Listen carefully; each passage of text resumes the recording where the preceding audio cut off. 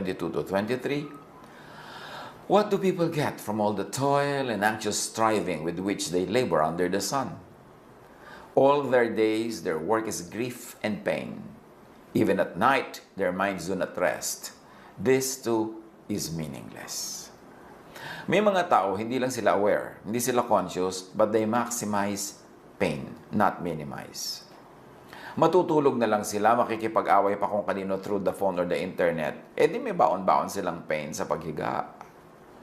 May holiday, may magandang season to be happy, doon pa makikipagkala sa boyfriend o girlfriend, doon pa makikipagkasira sa asawa, doon pa makikipag-away kung kanino, di na-maximize yung pain imbes na minimize. Meron na ngang sakit, may kalungkutan na nga, makikipag-away pa, mga away pa, na ma-maximize yung pain kasi dumadami ang mga nahihirapan at nasasaktan. Minimize pain in your life. Kayo na mag-isip kung paano. Huwag ninyong laging hanapin, laging i-idolize, i-idealize ang pagdurusa. And then, of course, as we said, maximize pleasure.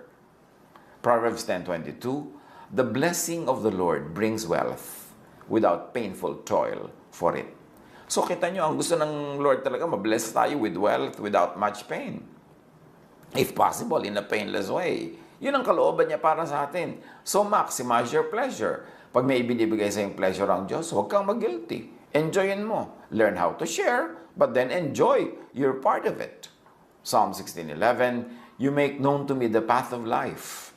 You will fill me with joy in your presence.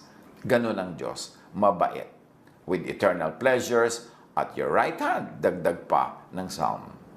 Ecclesiastes 2:10, I denied myself nothing my eyes desired. Sabi ni Solomon, I refused my heart no pleasure. My heart took delight in all my labor, and this was the reward for all my toil. So basta pinaghirapan mo, deserve mo, hindi mo ninakaw, hindi mo inagaw, enjoy whatever life gives you. Yet many religious people demonize Solomon and even his wisdom.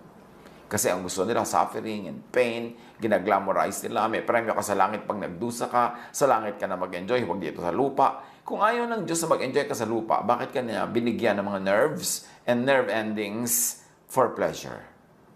Intent ng Diyos na magkaroon ka ng pleasure. Obvious na obvious yan sa design of the human body. And don't forget ang sinabi natin, how do you maximize life? Do the most good. All the good that you do is a thank you note to God. And also, it is another investment for other things that are coming our way because we plant good, therefore, we will harvest good. Psalm 34:14, turn from evil and do good. Seek peace and pursue it.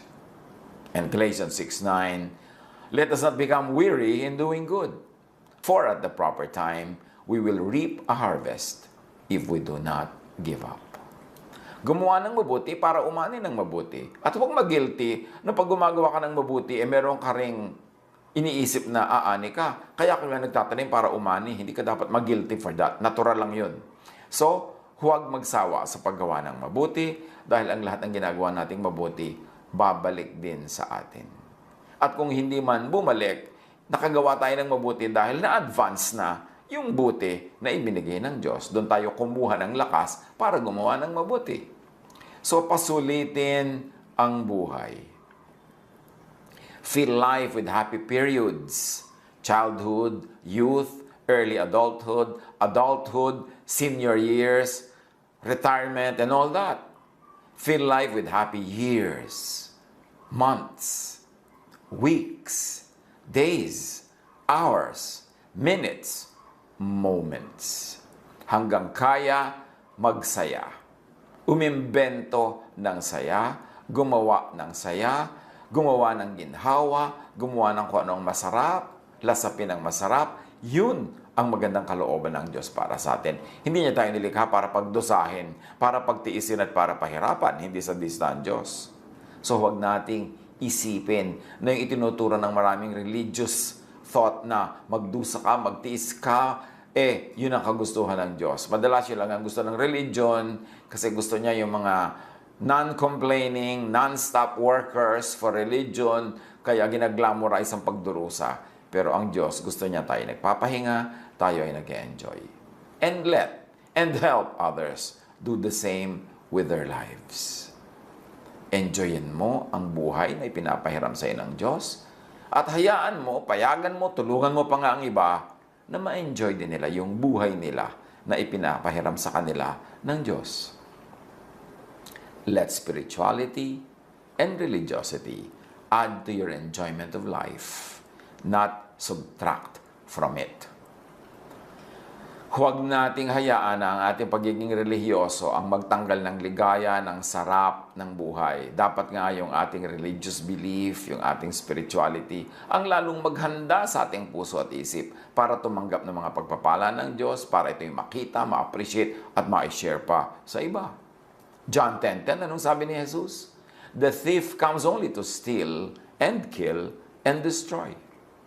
I have come that they may have life and have it to the full. Nakita niyo ang intention ni Jesus para sa atin? Sabi niya, ang magnanakaw, at hindi ako yun ha, sino ba yung magnanakaw mamaya? Tangkain natin kilalanin. Ang magnanakaw, walang ginawa yan, kundi magnakaw, pumatay at manira. Sabi niya, kaya ako dumating para magbigay ng buhay. Buhay na punong-puno, makulay, masaya, puno ng musika, puno ng pag-ibig. Yung John 10:10 na yan, sino yung the thief? Let's read it. At least for our purposes now. The thief is Pharisaic religiosity. Misguided spirituality kasi yan ang nagnanakaw sa tao ng pleasure, ng ligaya at nag-glamorize ng pain and suffering. So the thief could be Pharisaic religiosity, yung type of brand of religiosity ng mga Pharisees, misguided spirituality, always demonizing pleasure and glorifying pain. So the thief comes only to steal and kill and destroy. I have come that they may have life and have it to the full. At meron tayong strong basis for thinking na yung thief referred to by Jesus are the Pharisees. Religiosity, legalism, kasi yun ang lagi niyang tinuligsa nung siya ay nandito sa lupa at nagtuturo. Mga bahay, mga ganyan. Kasi pwede yung manakaw sa iyo, pwede yung mawala. Kasi nasa labas yan ng katawan mo, pwede yung maagaw ng iba. But store up for yourselves treasures in heaven.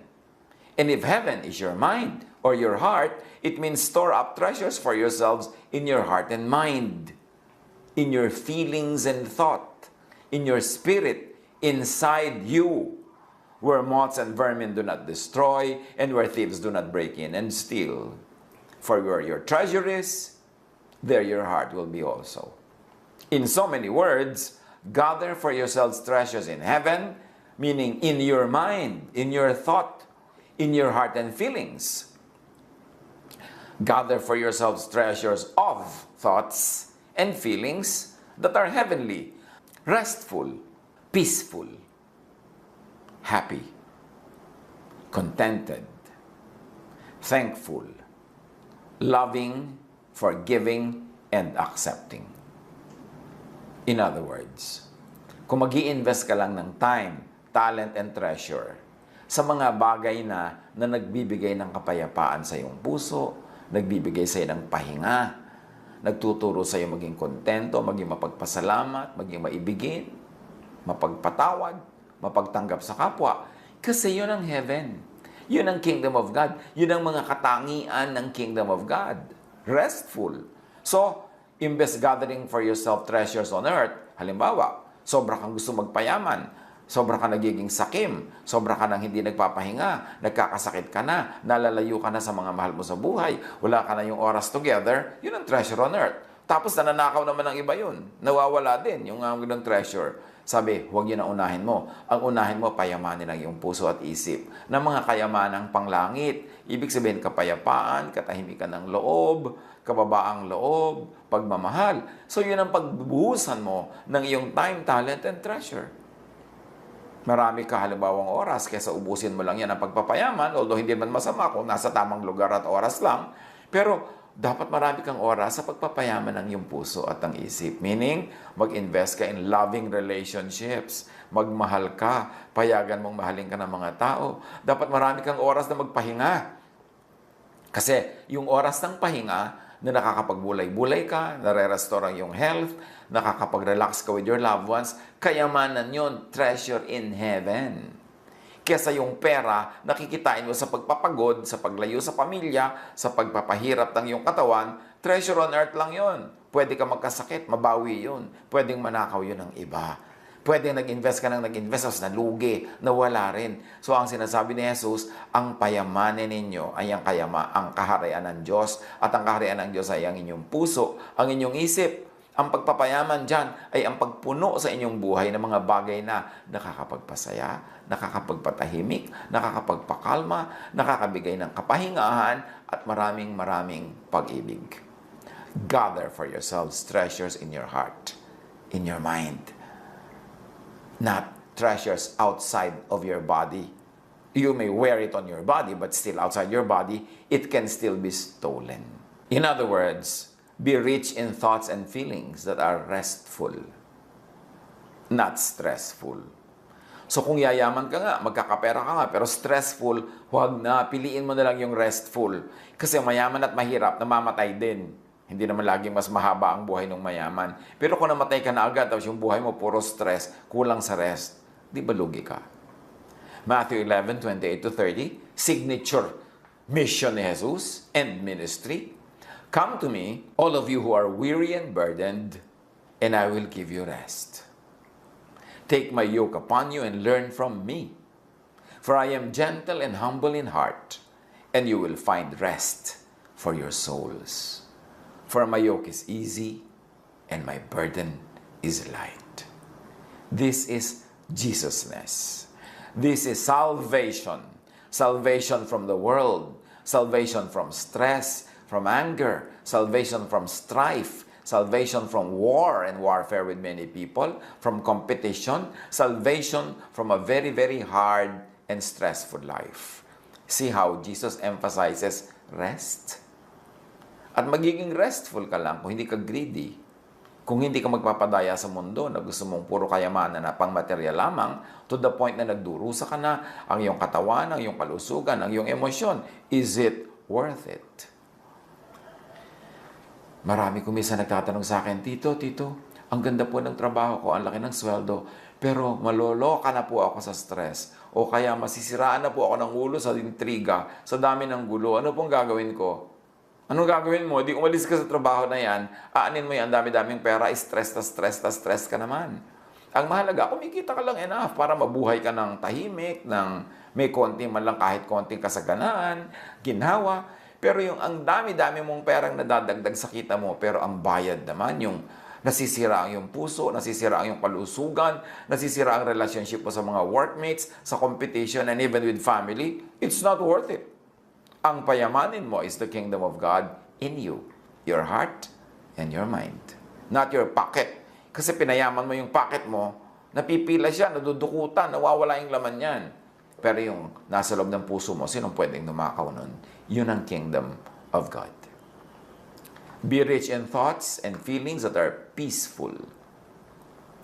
John 16:33, I have told you these things, so that in me you may have peace. In this world you will have trouble, but take heart. I have overcome the world. How did Jesus overcome the world? The law condemns, but the love of Jesus overcomes the law. Jesusness saves and gives peace. Jesusness does not save only from hell. Jesusness also saves from a religion that makes your life like hell. Jesusness saves from Pharisaism, from legalism, from condemnation and judgment. And only in Jesusness can you find real rest and peace. John 14:27, I leave you peace. It is my own peace I give you. I give you peace in a different way than the world does. So don't be troubled. Don't be afraid. Paano mo susulitin ang buhay? Be rich in thoughts and feelings that are happy. May choice ka kung isipin mo malungkot o masaya. Palulungkotin mo o pasasahin mo ang iyong buhay. Palulungkotin mo o pasasahin mo ang iyong kapwa. Nasa style mo yan.